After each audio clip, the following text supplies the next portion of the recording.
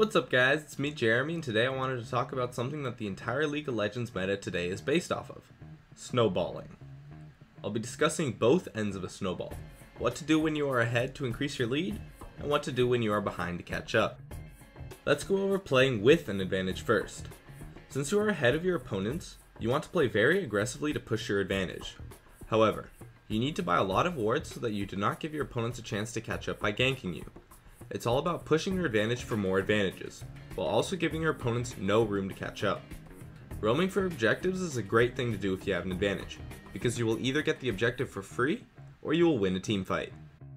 You want to be constantly pushing and pressuring objectives, usually towers, as a team to give your opponents no room to do anything, because the longer the game goes on, the less your advantage matters, unless you can make that advantage bigger.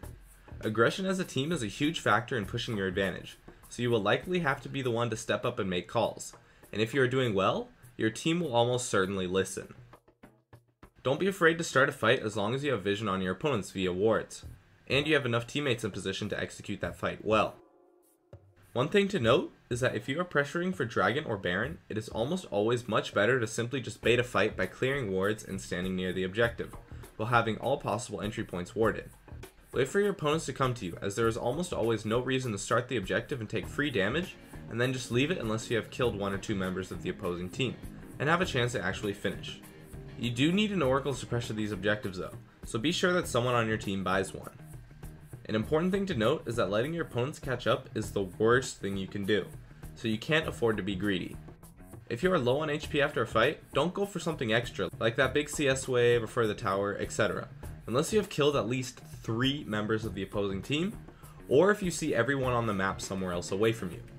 If you stay a bit longer for that extra CS or tower or whatever, then it is ridiculously easy for someone on the enemy team to just swoop in and pick up a free kill, because they will likely have vision on you when you pressure an objective due to either wards, minions, etc. Now let's move on to how to catch up when you're at a disadvantage. This is of course much harder than pushing an advantage, but it is still very doable, and it happens all the time.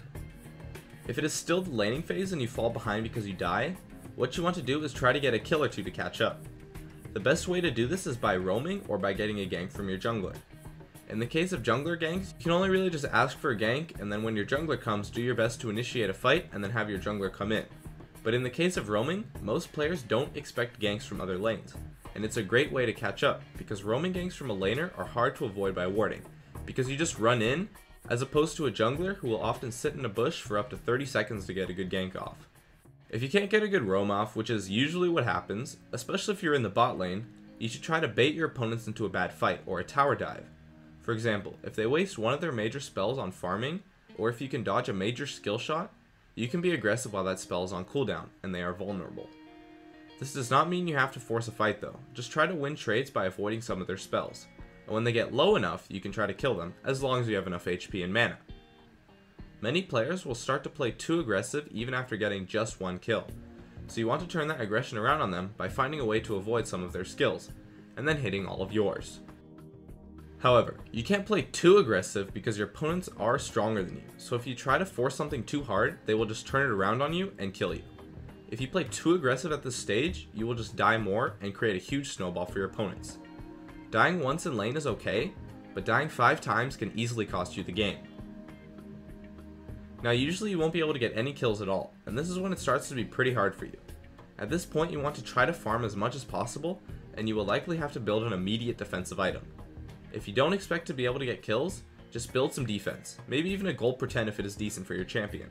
You just want to make yourself as useful as possible for upcoming teamfights, while avoiding death so that your opponents don't snowball too hard. As a team you want to start warding as much as possible. You can buy less wards if your opponents have oracles, but one of the best things for you to catch up as a team is to ward the jungle and then catch someone at a crazy point, and then either fight 4v5, which should be an easy win, or pressure for an objective. Catching people can be huge when playing from behind as a team, and is the easiest way to catch up in the game.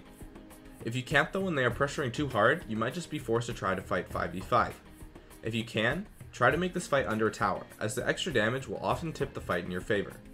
Too many people wait until their towers are killed to fight when they are behind, where if you had just fought under tower, you could have won the fight, but instead you got aced.